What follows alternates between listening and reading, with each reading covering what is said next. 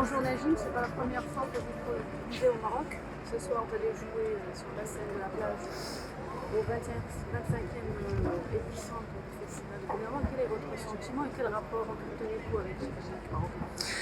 Eh ben, ce que je disais aux collègues, tout ça, c'est un honneur d'être ici parce que ce festival-là, je le connais depuis très longtemps et c'est un honneur d'y participer. Et oui, ça fait plusieurs fois qu'on joue au Maroc. Et à chaque fois que je viens ici, l'accueil est incroyable, extraordinaire. Le public est toujours au rendez-vous et le public continue de s'accroître et du coup, ça fait trop plaisir et ça veut dire que ça plaît aux gens et moi, ça me touche énormément. Un nouvel album d'Ima Libre pour fêter vos 20 ans. Oui, alors pour fêter les 20 ans, exactement. On a un album qui va sortir qui s'appelle Dima Libre, toujours libre, et qui va sortir. On a sorti un premier single et pour nous, c'était très important que le premier single était dédié à la Palestine. Donc il est sorti, ça fait une semaine ou deux. Le prochain single, il sort le 5 juillet, Inch'Allah, qui s'appelle Rosa. Donc c'est une reprise d'une chanson colombienne avec des racines haïtiennes. C'était ceux qui cultivaient le café haïtien qui sont arrivés en Colombie. Et pour rajouter ma touche personnelle, j'ai écrit des couplets en Darija Tana, Lahja Afrique du Nord, pour lui donner une nouvelle couleur et tout ça. Donc ça, c'est le 5 juillet. Et on va fêter ça, Inch'Allah. On va faire le lancement officiel et tout ça le 14 novembre, Inch'Allah, à l'Olympia. Et ça, c'est un honneur aussi. C'est un aboutissement aussi. Parce que j'ai démarré, je pense que les fans ils le savent, j'ai démarré dans les métros, dans les bus, dans la rue, un peu partout. Je suis passé par des phases où j'avais pas d'argent pour me payer un café, pour me payer des cigarettes. Et de faire l'Olympia, c'est quand même un honneur. Et j'espère, pour ce soir et pour l'Olympia et pour la vie en général, j'espère ne jamais décevoir les fans. Et dima mahabba bina, Inch'Allah.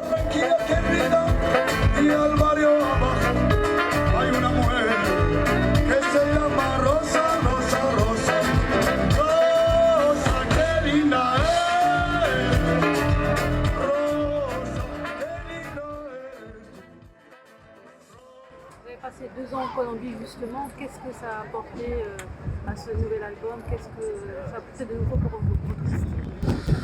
Ça a rapporté énormément de choses parce que les Colombiens, déjà, eux aussi, ils ont leur fusion. Parce qu'en Colombie, il y a les Africains aussi qui étaient là-bas, il y a les Berbères. Alors quand j'ai fouillé dans l'histoire de la cumbia et tout ça, je pensais que c'était Afrique, mais c'est encore plus particulier parce qu'il y a le Berbère aussi là-dedans. Parce qu'en fait, il y a les 8 siècles en Andalousie, et puis il y avait des Berbères aussi et des Arabes qui partaient en Colombie. Donc il y a déjà un mélange fabuleux. Et donc j'ai rencontré des Cubains, des Colombiens là-bas. Et donc j'ai perfectionné, oui, ça m'a donné un truc. Moi j'ai un amour particulier pour les cuivres. J'ai toujours adoré les cuivres. Premier album déjà ça a commencé. À partir du deuxième album c'était cuivre. J'adore. Et là-bas c'était le paradis pour moi des cuivres. Et donc c'était des monstres en musique. Et du coup oui, ben, forcément ça m'a donné des nouvelles couleurs, tout ça que j'ai rajouté dans ma valise de voyage. Et que je propose à mes potes et à ma famille, mes amis et aux fans. Vous avez une musique qui est profonde et engagée. Vous-même, j'imagine que vous êtes un artiste engagé. Est-ce que vous pensez que l'art peut changer les choses? Engagé, c'est trop lourd à porter parce que c'est quand même c'est lourd. J'imagine que oui, je pense que oui. Je pense que je suis à ma manière. Après, bien sûr que l'art, ça ramène. L'art, c'est une espèce de contemplation. C'est une observation de la société. Donc, que ce soit les humoristes, les comédiens, le cinéma, la musique, tout ça, les gens, à travers les paroles, tout ça, ils vont s'identifier. Ils vont dire « Ah ouais, c'est vrai, il y a ça, il y a ça. » Donc oui, c'est hyper important et surtout actuellement, parce que c'est une société malade, obscure, et un peu partout sur la planète. Et donc de continuer à faire ça, c'est hyper important. Vous pouvez vivre sans votre guitare? Quel rapport entretenez-vous avec ça? Ah bah, est-ce que je pourrais vivre sans ma guitare? Je pense plus. Je pense que une fois, j'ai un pote musicien qui a fait psychologie aussi. Et du coup, je dis ouais, des fois, j'ai l'impression que les gens m'invitent, mais ils veulent ma guitare et tout.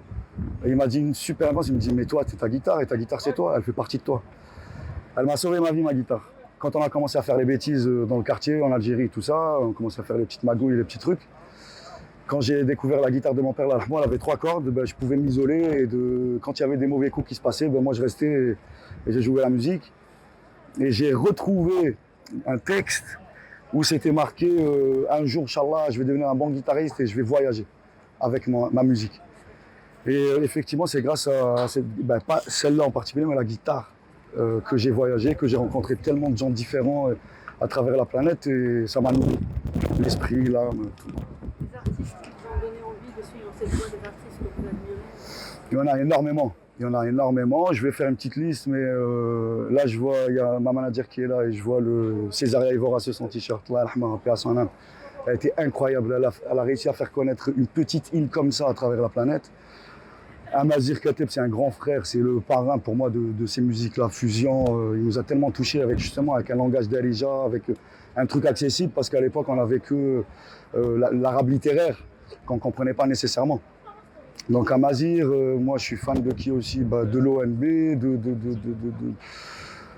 il y a Nasl Riwan, Araï Naray, mais il y en a un paquet, la liste elle est très longue. Après le côté flamenco, tous les gitans, les Paco de Lucia, Allah yarhamou, Thomas Tito, Bouika aussi. Bouika, c'est une artiste incroyable et d'ailleurs elle est là au festival et j'aimerais bien la rencontrer. Des artistes avec qui vous aimeriez collaborer? Des artistes que j'aime, Bouika. Parce que j'adore sa voix, elle a une force, elle a un truc là, bam, et ça se voit qu'elle a sublimé un peu un vécu très douloureux, ça se voit.